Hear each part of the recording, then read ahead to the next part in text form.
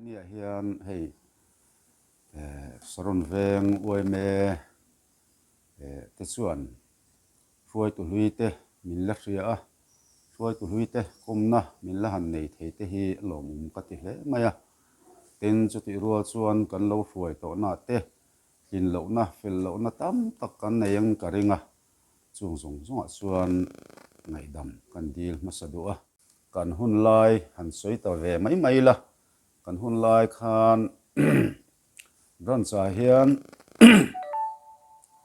brancha hian somriat paruk khan kalut tran chawa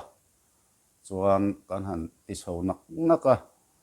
ten chu ti rual chuan kan obi puite an fakom hle maya katlin lo na ka fel lo na zung zunga po mi an khe thiam zel theya ten chu ti rual chuan kan obi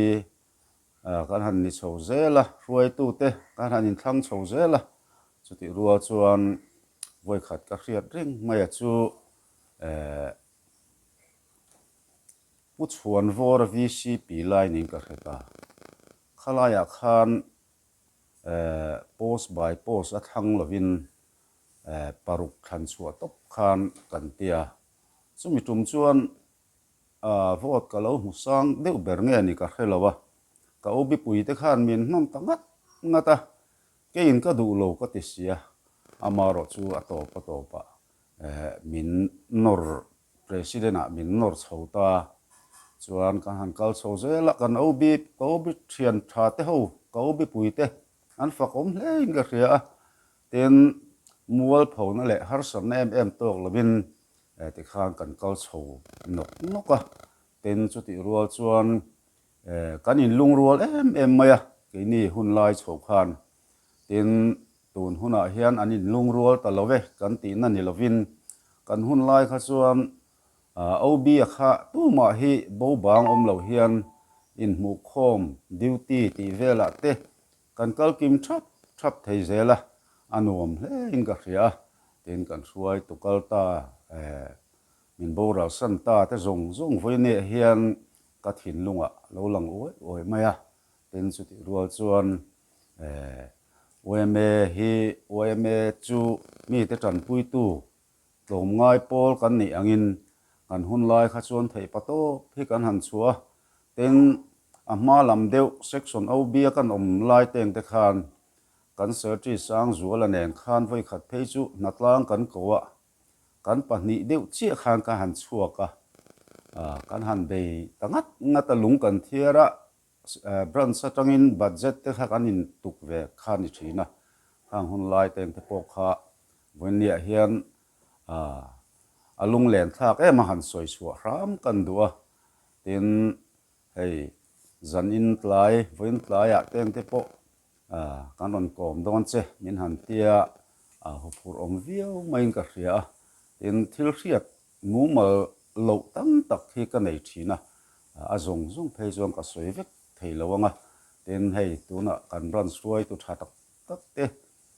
kan han nei chho teng te hi alom ka tia tin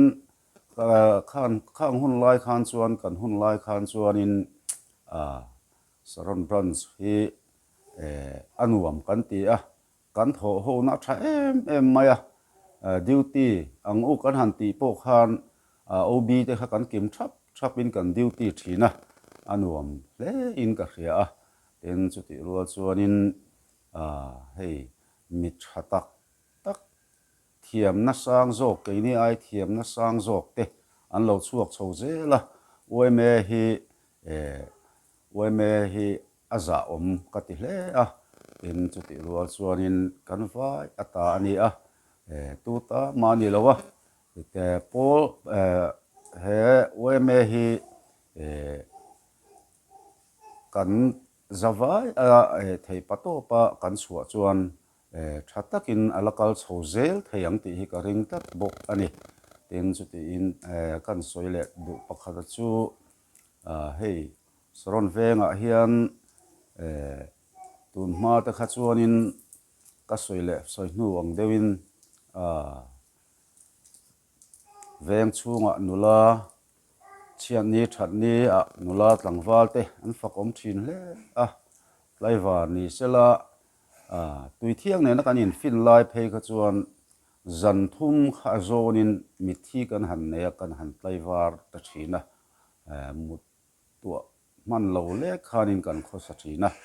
in zual ko kal ni sela khang hun lai khan veng hla te kan han thang a khan zinga khowa rolin telephone la hek lo khowa rolin mi in kan zonga veng hran poi khat phei chu veng thum kan kopa vai wa ko na khon kan tram chola thingpui dora kan tlan lut roi maya an nian lo fel em maya ti khan ele in temin lo pe a khatiang hun lai kha han ngai to le chuan alung len thakin angai om riawin kan hria a chung vela chu ani voini apo hianin eng amo ngai tu chua tam tak kaneya amaro chu kan soi vek theilowa tin thei me te hi thei pato veng chung thok khat lai kha kan local council aima hian me kha ami pui khan ni kha an hu sang tlat mai ni khang hun lai khan pumasa nga kan timaya indoor bul so mi ta chung phe chuan mi hin lo ngai sang ve khopa saron venga tungai lal beran ti po khana fa te ho hian pupui te heimat min lo ti thap thean te khatiang vel kan hun lai kal chho khania mak ve dewani wai me dei teng te po hi khang hun lai kha chuan anuam ve kan hmang nuam ve phiana tin wai me dei bi ga hian mi harsa tran puina te kan han siama ti khan veng chunga section a kan han tia mi harsa om deuh te tran puina te kan hanin pe a tin khang hun lai kan man hun lai kha chuan leng khom zaya in elna le engamo kha kan han ti ve ni tin kan trăng thei em maya anuam po kan ti a tin tunang hun chawa hian chuan leng khom a hanin ti siak tak te hi kan nei tawak lo wai me dei bi ka hian chuan lim te chuan kan mang ve tho ni engmo chang chuan voi ni khat vel chu ruai te po han the te kha kan nei a khang hun lai khan chuan thil man te la tloma engamo la ol sam ve deuh bok neng khanin kan uai me dei man dan chu anuam kan ti a tin tunang laia chuanin le hei nuam deuhin kan hmang chho thei ta zel thowa kan hun laia kan uai me dei man dan teng te kha le lama chuan kan hlim ve thei ko maya hote te angangai te kan hanin ti in el chho section anga kan hanin el chho teng te kha anuam kan ti khang hun lai khan tlomngai nulat langwal tlomngai ber kha kan ran suai tu ten an buat sai ni khang hun lai a khan kum thum a zon deuh tho in langwal tlomngai kha kala ve a tin thlan lai ni sela kapa te kanu te da kanu le pa te na min fui tam na ber achu chian ni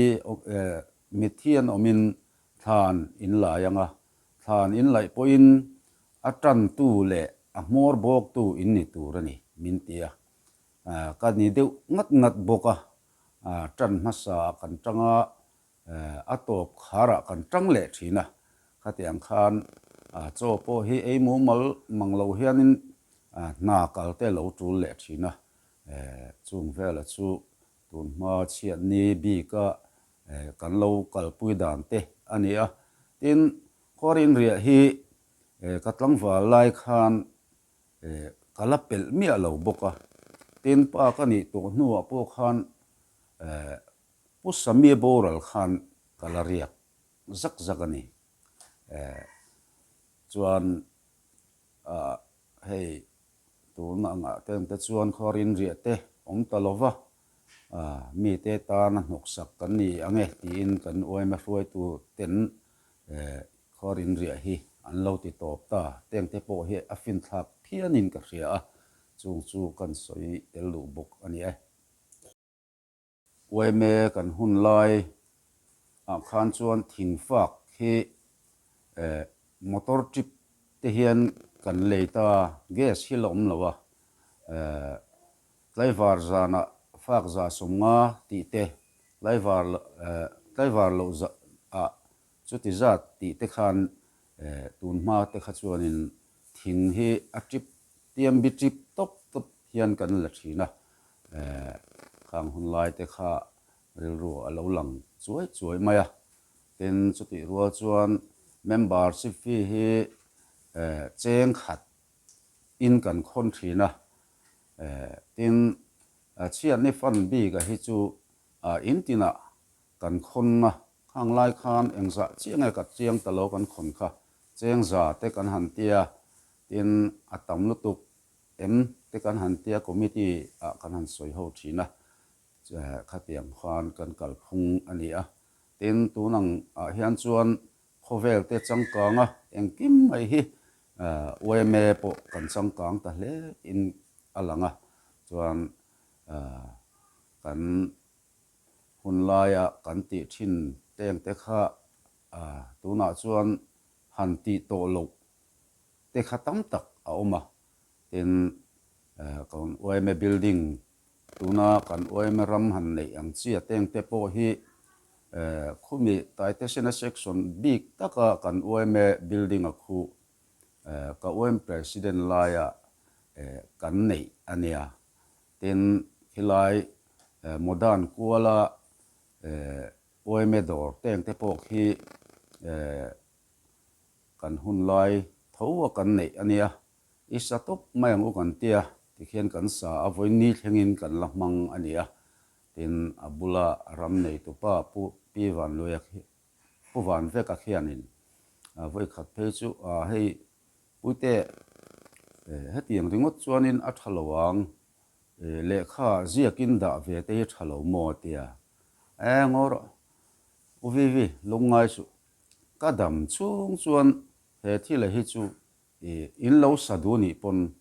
hei chu kan thiat mayang ti thlengin ka soi nge ama po kha na thamuang ve ta dewin kan hria khatia kan tong khuma khan chuan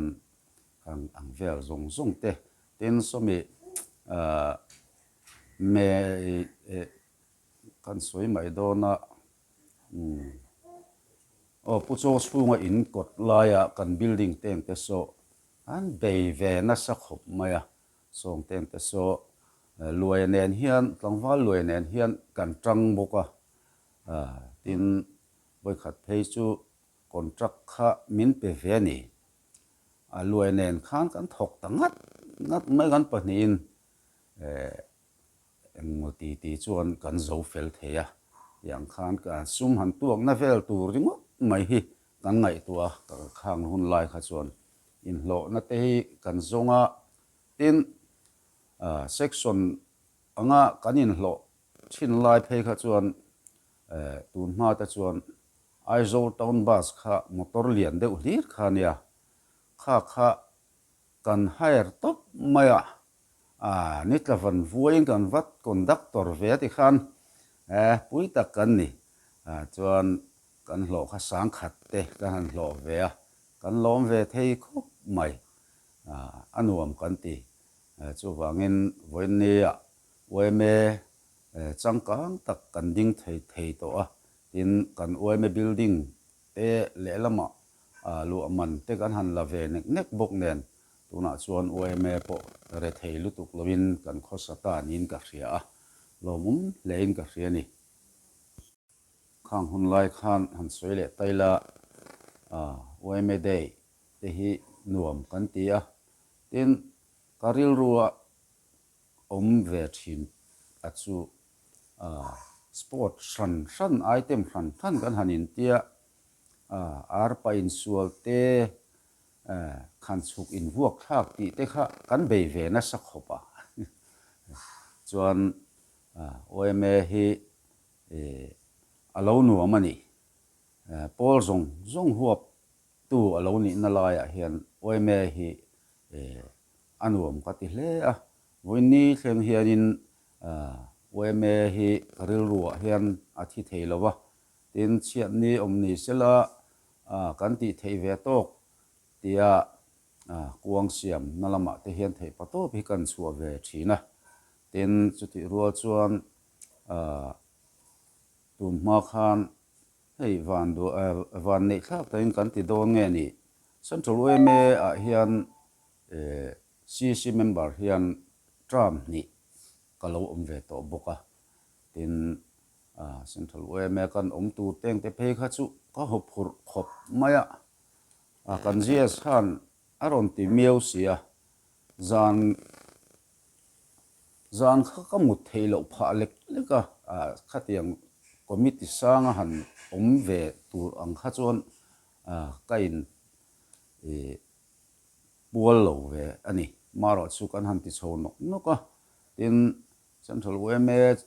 CC ni chuan group conference ate thu tam tak in soi thei tur ani ti khani tok mai box sia kan han ti ve lopa kan zin kual ve na sa khanga teng te po khanin keima chuan lok na tam tak ka nei pha nge ani tin hei OMA ten golden jubilee den chena hetiang an han buat sai huai tu hlui min han kom hlom thei teng te hi aro pui ka tia tin OMA hi kalze theina turin du sakna sang ber karon hlan ani